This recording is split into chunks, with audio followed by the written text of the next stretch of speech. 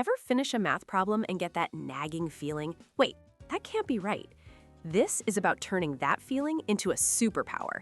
Estimation is your built-in smoke alarm for errors.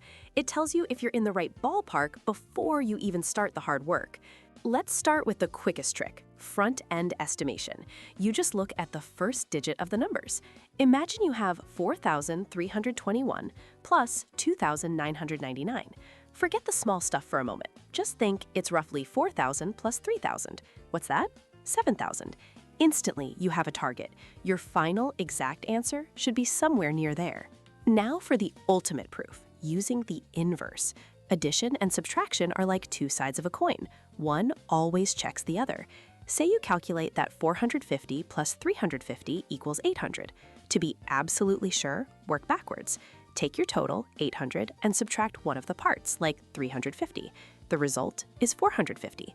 Since you got the other starting number back, your answer is locked in. It's correct. This is where you become a math detective. A student claims that 2,120 plus 3,890 equals 50,010. Your smoke alarm should be screaming. Let's quickly check why. Just round the numbers. 2,120 is close to 2,000. 3,890 is very close to 4,000. So what's 2,000 plus 4,000? 6,000. The student's answer was over 50,000. It's not even in the same city, let alone the same ballpark.